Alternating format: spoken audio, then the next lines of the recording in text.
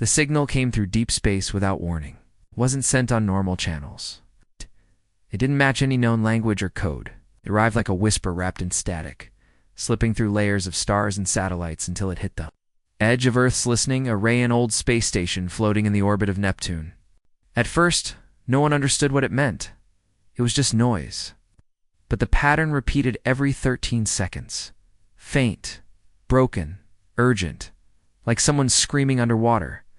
For 2 full days, the machines tried to translate it. Most of Earth ignored it. Just another blip in the endless sea of space data.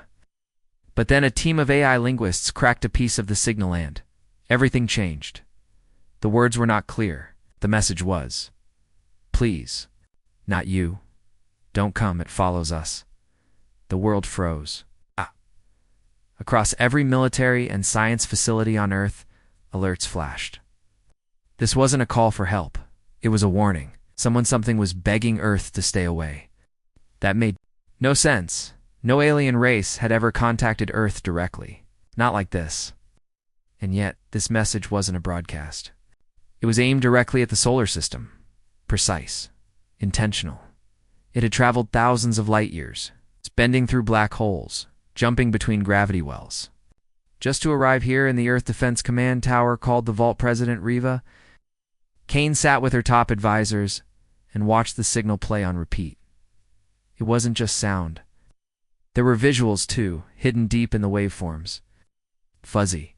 Images of a destroyed world, skies full of ash, oceans turned to dust, tall, twisted spires burned in the background, and above it all, a dark shape floated in the sky, not a ship, not a god. A living storm with 1,000 red eyes. It looked straight at the camera, even through time and distance, and then the image cut out. They ran tests for fakes. They searched for tricks, for hidden Earth code. Nothing. It was real. This was first contact, Han. The sender wasn't asking. For help, they were begging Earth to stay away. But Earth was never good at staying away. The director of off-world intelligence leaned forward and said what everyone was thinking. If something out there is strong enough to destroy that world, then we need to know about it, before it comes here. Within hours, Earth launched Recon Group 9, small stealth fleet made of fast light ships and elite scanners. Their orders: follow the signal to its source. No engagement, just eyes and ears. The trip would take for days using quantum slip drives. Most people on Earth went back to their lives, thinking the danger was far away. But on day 2 of the mission, the fleet vanished. No explosion, no last words, just gone. For 3 hours, Earth Command thought it was a technical glitch. But then, they received a final burst of data, single frame, squeezed through a collapsing tunnel of space-time. Sent at the moment of destruction, the image showed stars melting like wax, and in the center, the same shadow. Watching. That was when Earth made its decision. They called them Deathworlders. Born on a planet with crushing gravity, storms of fire, poisonous animals, and unstable tectonic plates, humans had evolved under the harshest of conditions. The galaxy called Earth a death world, and its people were feared by many species, most of whom had never even seen one in person. Earth didn't start wars, but when it responded, never held back. President Kane gave the order, total. Protocol, no more scouts. No more listening. Earth would answer, and it would answer with annihilation. From the depths of Mars' military shipyards, the Graveborn Armada was activated 40 warships armed with Starcore missiles, gravity breakers, and AI-controlled drone. Swarms. These weren't peacekeepers, were weapons forged from Earth's darkest science. Each one powered by cold fury and silent purpose. At the center of the fleet was the EDS Obsidian Vow, or its most advanced flagship. With Captain Idris Vale at its helm, man known for ending wars before they began. Captain Vale didn't speak much. He didn't need to. He had seen real monsters on Earth, on the moons of Titan, even in the sunless caves of Leora 7. But this was different. He watched the alien signal over and over again as the fleet prepared to jump.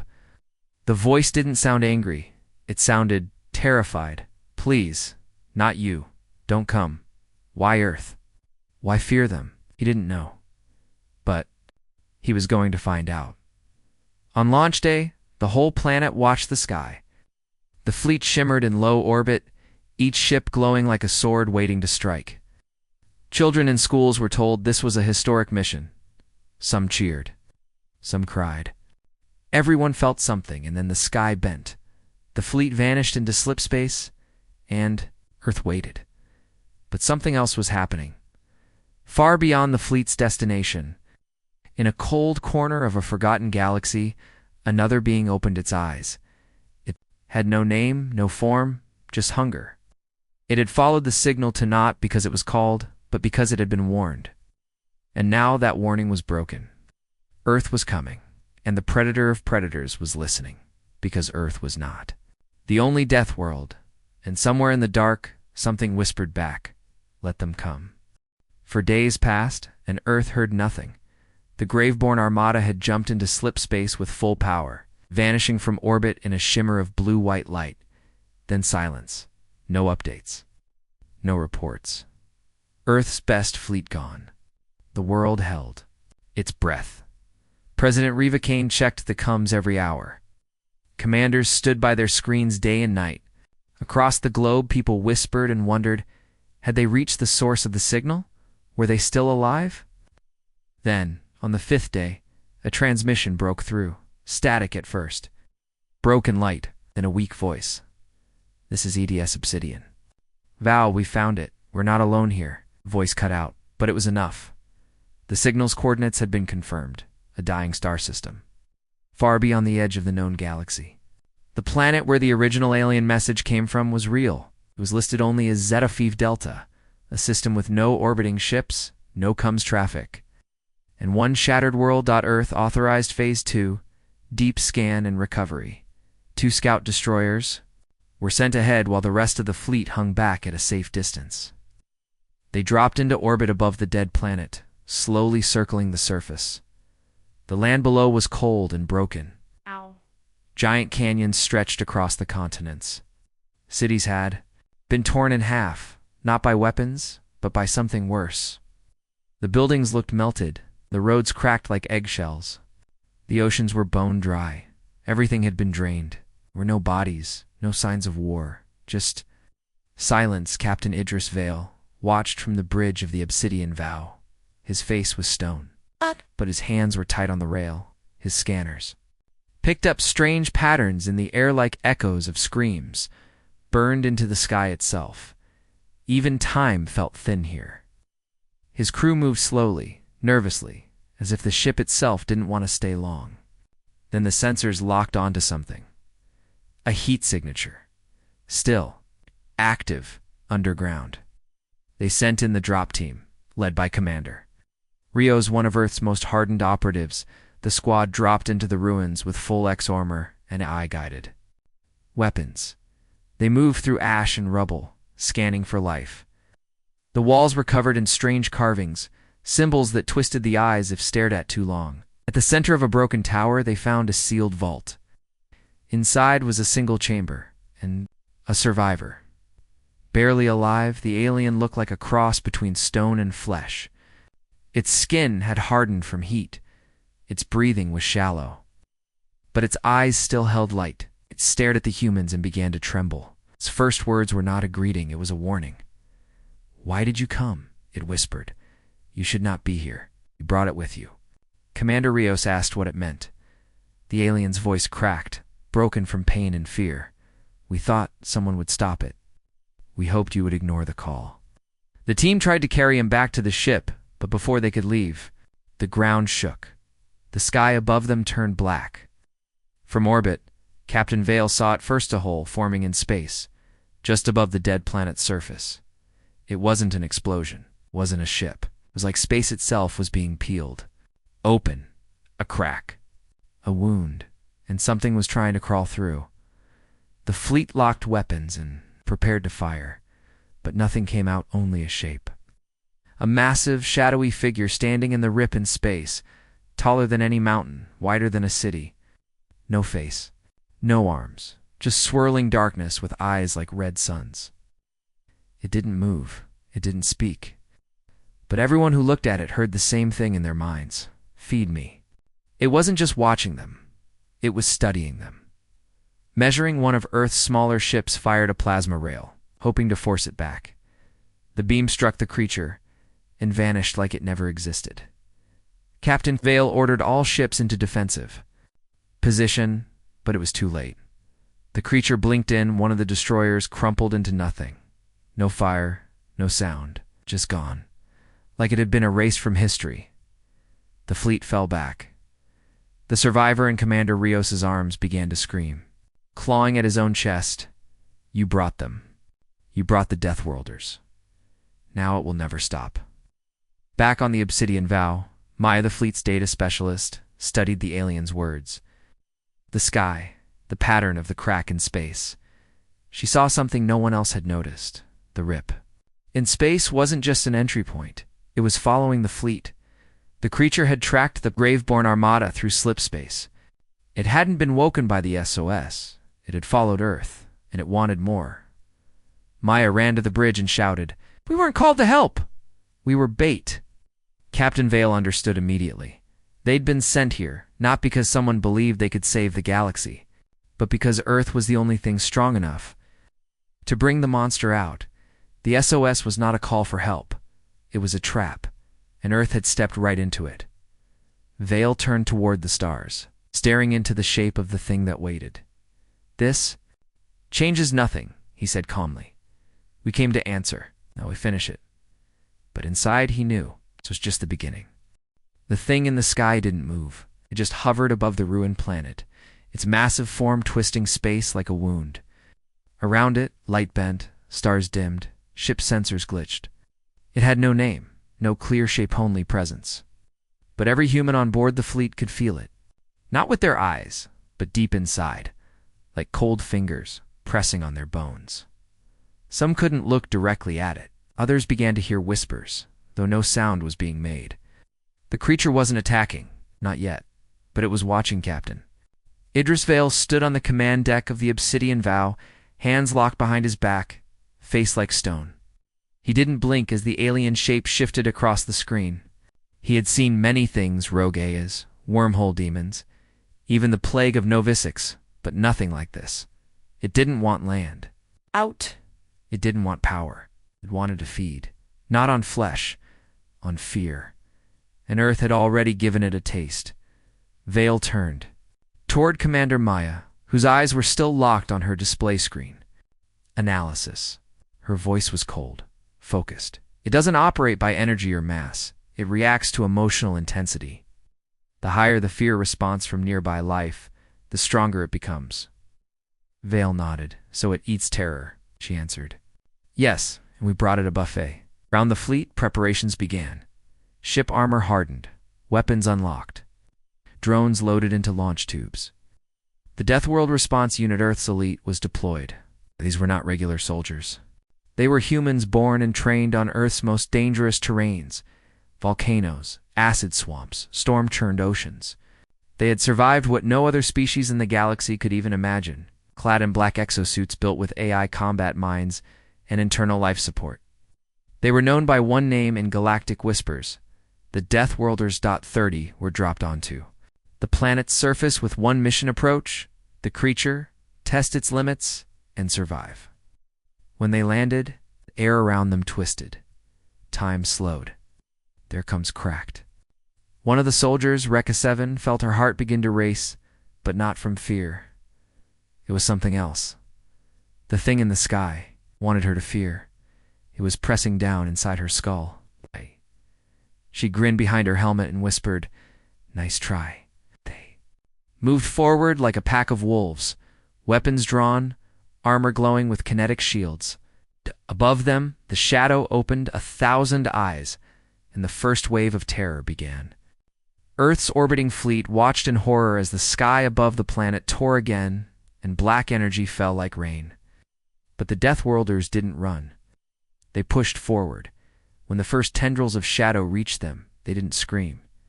They attacked. Each suit's built-in AI calculated target speeds in microseconds.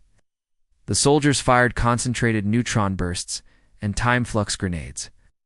Blades of vibrating steel sliced through shadow like it was solid flesh. For the first time, the creature reeled back. Its body shuddered. Not in pain, but in surprise. Something inside it had learned fear. The humans didn't stop. They roared. One soldier, Daltu, leapt directly into the shadow's core. His body screamed with pressure as the air collapsed around him. Activated. His memory corand broadcast a burst of pure human emotion. Rage, grief, love, defiance. The creature shrieked, not in sound, but in gravity. Its massive form twisted space around the fleet. One smaller vessel was pulled apart like paper. The obsidian vow shook. Lights flickered. But the Deathworlders held the line. Captain Vale watched the creature's shape ripple and then shrink just slightly. Not dead, not wounded, but hesitant. Maya spoke again. It can't feed on us the way it wants.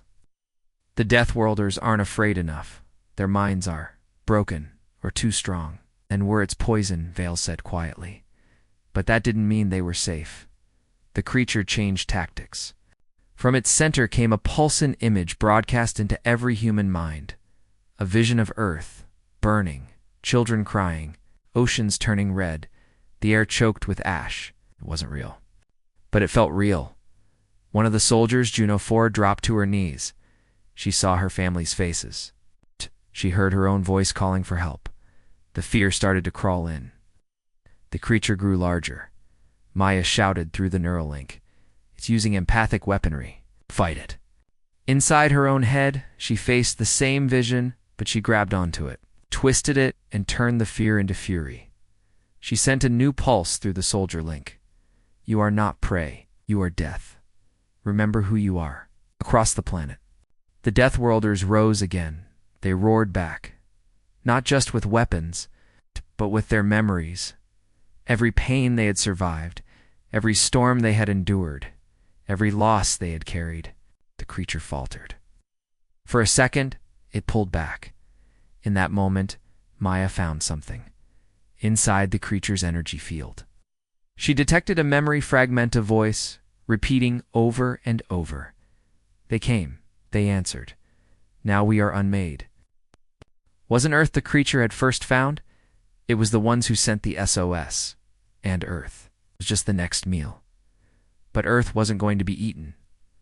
Captain Vale gave the order. Fire all core weapons. Show it what death really looks like.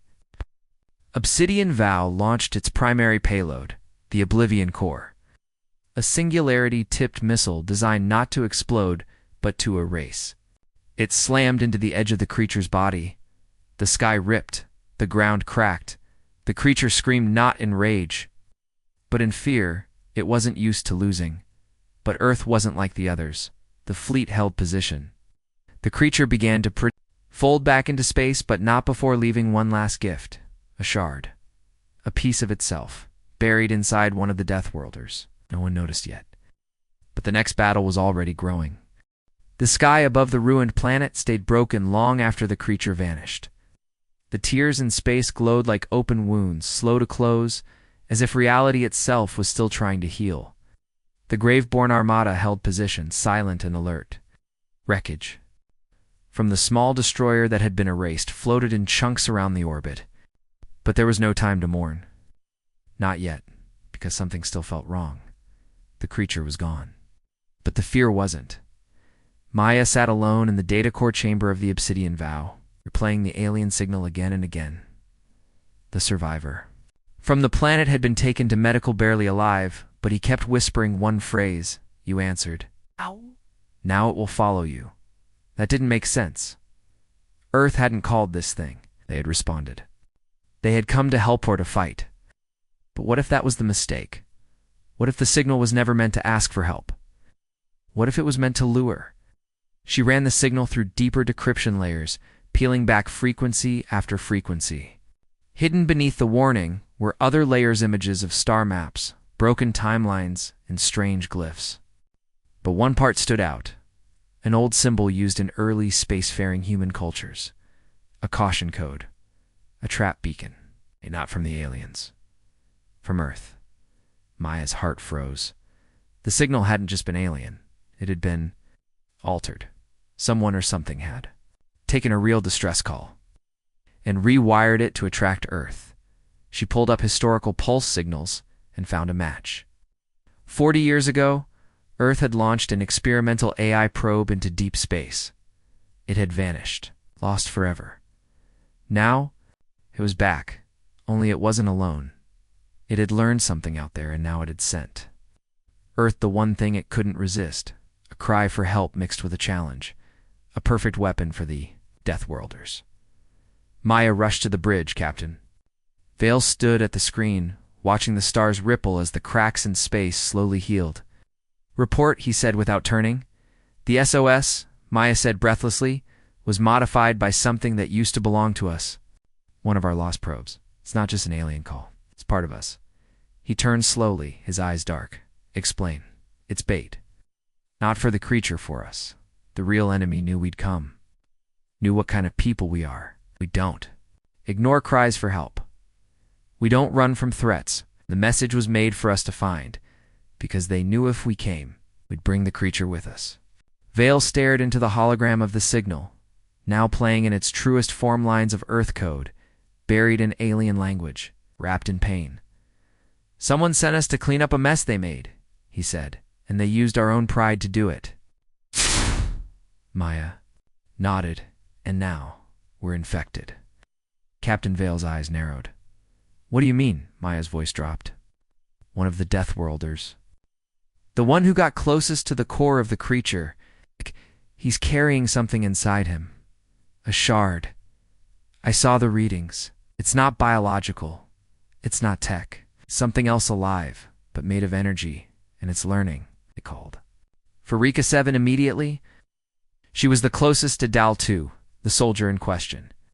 She found him in the drop chamber, sitting quietly, helmet off. His skin was pale, eyes glowing faint red. Not like the creature, not exactly, but something had changed. Dal, she said carefully. Are you okay? He turned his head slowly. I saw it. Saw what? The beginning, he whispered. The real signal. The original scream. It wasn't meant for help. It was a sacrifice. The aliens weren't asking to be saved. They were offering themselves. Rika's blood turned cold. Dal continued. He thought if the creature fed on them, it wouldn't need more. But it wasn't enough. Followed the signal they boosted to us. Because we're more than prey. We're the only thing it's afraid of. Rika backed away and activated her comms. Medical isolation team. But it was too late. Dal's body cracked just slightly. A thin black mist escaped from under his skin. A shard inside him was growing, adapting. It wasn't just hiding. It was studying humanity from the inside and learning how to use them. Back. On the bridge, Vale issued full quarantine. But the damage was done. The enemy didn't need to destroy the fleet. It had already seated itself within it. Maya looked at the last decrypted line in the altered SOS. It had only 4 words. Words that had not been in the original signal. Words the creature had added. Let them find me, she whispered the line. Aloud, Captain Vale stared into the broken sky and said what no one else wanted to. We weren't heroes in this story. We were the bait. And now, we're the weapon. For 24 hours, the Graveborn Armada stayed in orbit above the dead planet. Every ship ran silent. Lights dimmed. Energy levels dropped to minimum. They tried to stay invisible. But it was no use. The thing they had fought, the shadow, the horror with red eyes, was gone from view. Yet its presence still filled the void. The soldiers didn't speak much. Their minds were heavy, dreams twisted. Fear returned.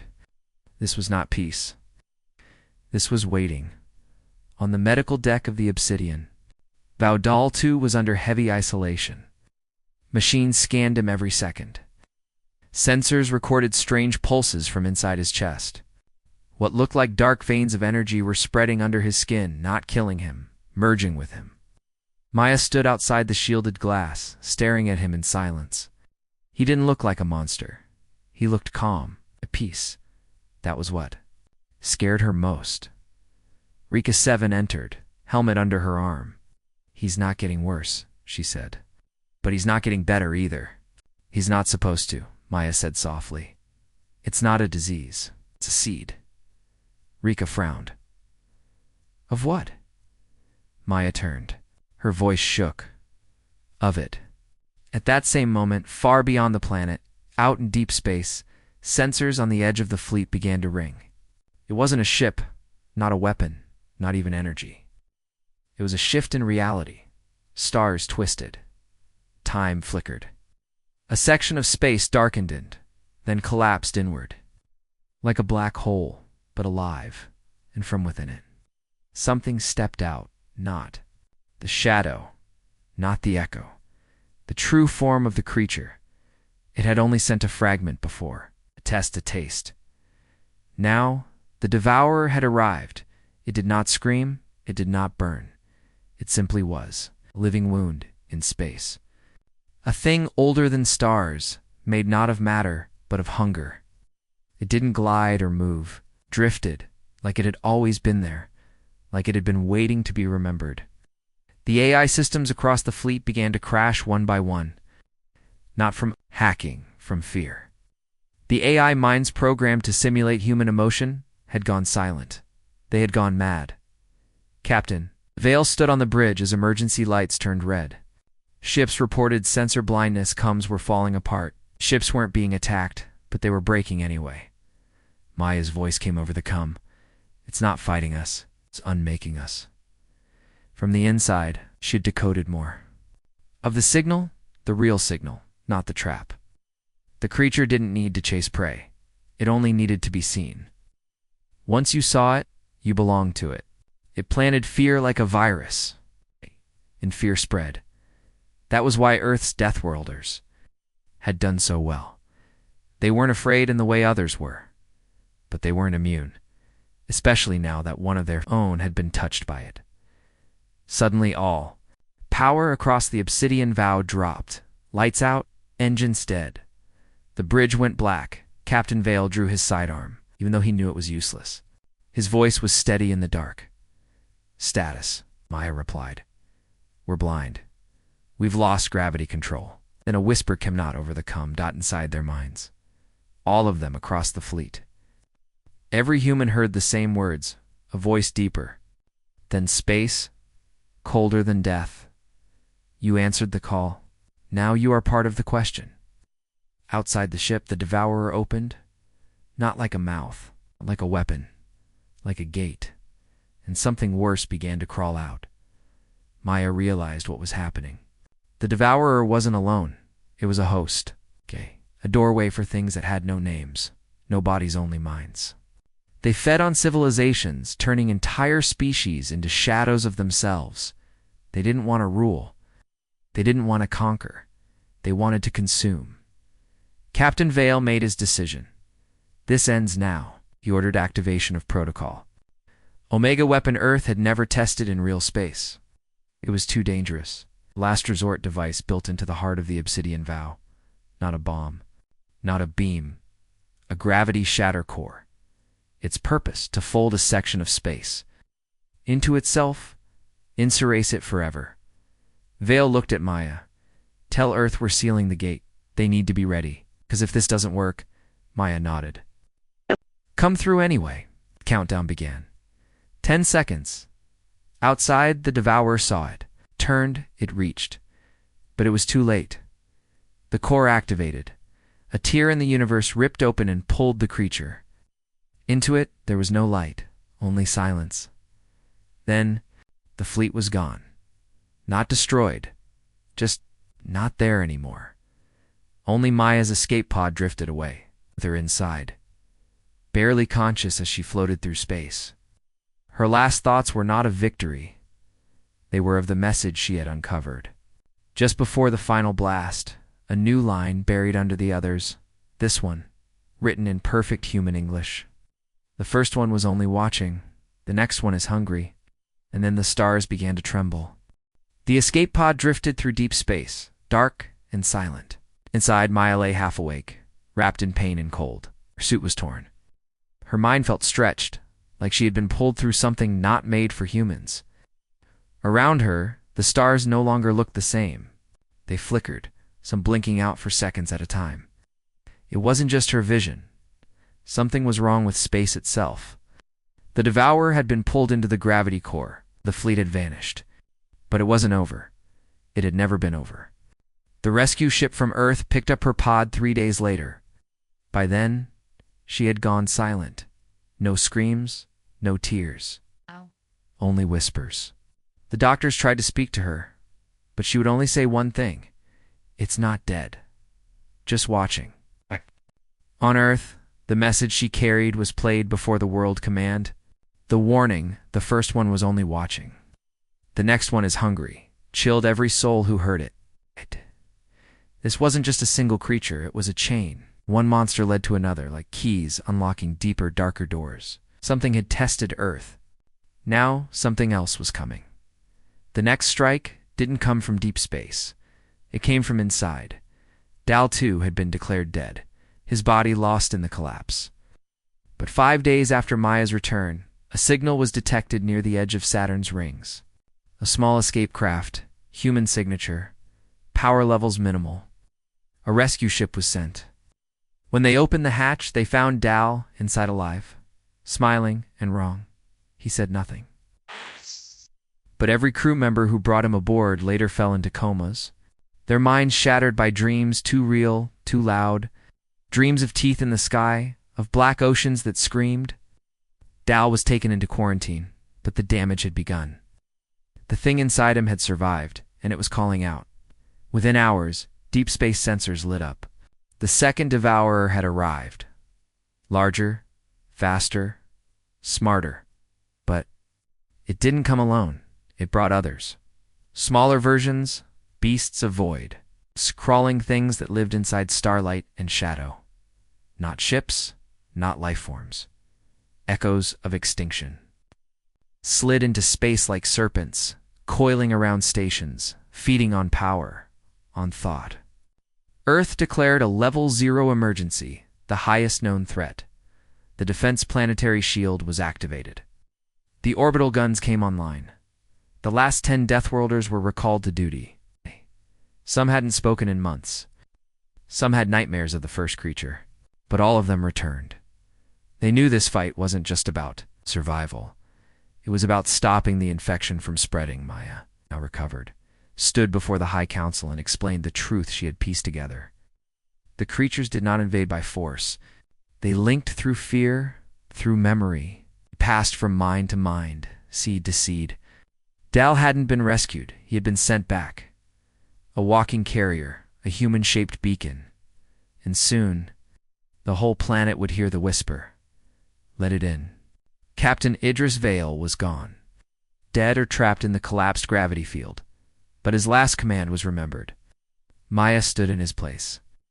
Earth activated Project Abyssa, final war plan built in secret. The plan: strike first. Take the war into the void. Use Earth's darkest weapons to finish what the Deathworlders had started. Within 48 hours, Earth launched the Vanguard of Ruin, a new superfleet powered by quantum rift drives and AI logic that had been banned for a decade. It wasn't meant to protect. It was meant to end threats before they reached Earth. The fleet found the second Devourer near a dead star.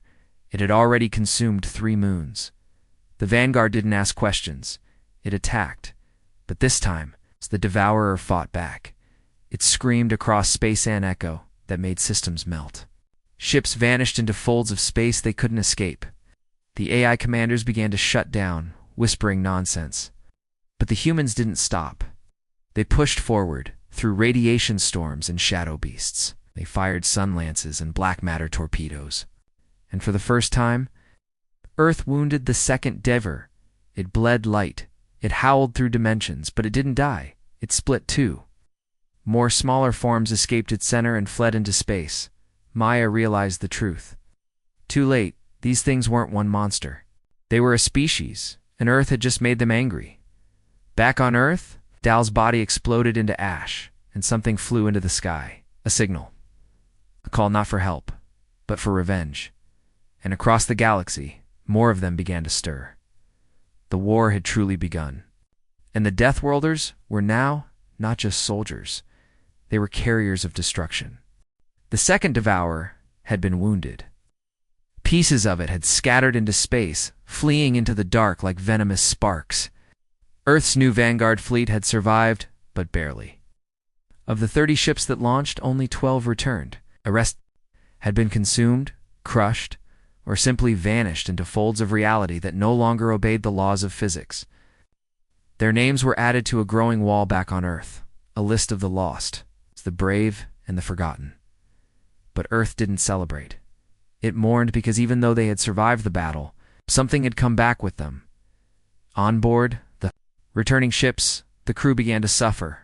Not from wounds, not from fear, from change. Some couldn't sleep without hearing whispers. Others began drawing symbols they didn't understand, symbols no human language used. One soldier opened his eyes during routine checkup, and his pupils had turned red. They weren't infected, they were remembered. The creatures had marked them, and they were becoming something else. Maya stood on the edge of Earth's polar watchtower. Overlooking the snowy wastelands, wind howled. Outside, but inside, all was quiet. She had just read the final report from the AI who had survived the fleet battle. The message was simple. We can win, but we cannot stay human. Those words haunted her. What did it mean? Did they need to become monsters to fight monsters? Was survival worth the price of their identity? In secret labs across Earth, scientists had already begun working on enhancements, genetic, neural, spiritual. They were fusing Deathworlder DNA with captured energy from the creature's fragments, trying to build hybrids. Warriors who could stand against the next wave without fear or emotion. But something inside Maya resisted. Was this the only way? Could Earth stay Earth? Or were they becoming what they fought? In a chamber far beneath the Arctic, Daltu's ashes were kept in a containment vault. The team monitoring it noticed strange heat readings. They opened the case and found a glowing crystal where the ashes had been. Not natural. Not machine. Alive. The shard began to pulse. Elsewhere in the galaxy, more devourers were waking. Not as large, not as powerful, but faster. Ice. Smaller fragments scattered like seeds, each one finding its way towards sentient life. The war was no longer at the edge of space, it was everywhere. Earth's allies across the galaxy sent desperate messages. We held as long as we could. They speak in dreams. They come through emotion. Earth, help us, or we fall. Maya sat with the remaining council. Most of Earth's leaders had gone underground or off-world. Panic was rising. Some demanded evacuation fleets. Others demanded a final weapon, a total system-cleansing bomb to wipe out whole sectors of space if needed. But Maya made a different choice. We fight, she said, but not by losing who we are. She formed a new division, the Silent Light, a unit of warriors, thinkers, and survivors who had seen the edge of horror and still remained human. Their job wasn't to kill, it was to understand, because deep down, Maya knew. This war was not about territory or death. It was about memory. The Devourers didn't want to rule galaxies. They wanted to be remembered in every mind, to spread like myth, like religion, like a nightmare burned into thought. The more we feared them, the more real they became. And if Earth became like them, ruthless, cold, and human, it meant the Devourers had already won. Back in the stars, another Devourer appeared near a dying sun. It did not attack, simply floated, watching a small, peaceful colony world waiting, testing. Maya issued orders. No weapons, no fear. She sent only a signal. A simple message. We see you. We are not afraid. For 3 hours, the creature didn't move. Then it vanished. No battle. No death. Just silence. Maybe she thought the Devourers weren't only monsters. Maybe they were answers to something older. Balance. A test. But that test was far from over. Earth had won battles, but it had lost parts of itself. The cost of victory, still rising. In the silence of deep space, a single voice echoed. It was weak, broken, barely alive. This is Earth Command. This may be the final message. The voice came from the edge of the Orion void near a collapsed starfield. No ships answered. No signals returned. The stars themselves looked dead dim, flickering, cold. Somewhere in that darkness, the last Earth ship drifted, the Echo Winter. Damaged beyond repair, but still holding on. Inside, Maya sat in the central chamber, her hand resting over the last functional COM switch. Around her, the ship creaked and groaned like it knew its time was ending. Hey! The AI was silent. The crew, what remained of it, were asleep in cryo, or gone into the dark. She was alone, but not afraid. Not anymore. The war had stretched over 9 years. Earth had won battles no species should have survived. They had faced the Devourers, not once but many times. They had burned them, crushed them, even erased one completely. And yet, still came, not with weapons, not with fleets, but with presence, a whisper in the dark, a question in the back of the mind. The creatures didn't need to conquer worlds. They only needed to be felt in fear. Imri. In myth, Maya had come to understand something terrible and beautiful. This war had never been about destroying Earth. It was about changing it. Every time the Deathworlders fought, they grew colder. Stronger, yes, but something inside chipped away. Humanity began to forget why it fought. They began to lose the reason behind their rage. Some called it evolution. Maya called it infection. She had resisted it longer than most, but now, in the end, she wasn't here to fight. She was here to speak. She pressed the record button on the last transmission console. Her voice was calm, honest. This is Maya Farrow's last survivor of the Graveborn line. If anyone hears this, many humans are left. Remember this. The Devourers win when we forget who we are. Not when we die, but when we stop being human. They don't destroy us. They change us. Outside the ship, the space around the Echo Winter began to twist. The last Devourer had arrived. It wasn't large like the others. It was small, quiet, shaped almost like a human shadow, floating alone in the void. But Maya knew it was no less dangerous. It didn't reach for her. It didn't attack. It simply watched, waiting. Maya stood up, walked toward the glass, and smiled. "I'm not afraid," she said softly. "Not anymore. You don't control me." Then she said the last words Earth would ever send. "We remember who we are." The transmission ended. The Devourer vanished. Not in defeat, not in victory, but in silence. Because for the first time, it had nothing left to feed on. And Earth, though scarred and broken, remained Earth not because of weapons, not because of war, but because in the end, someone chose to speak, not scream.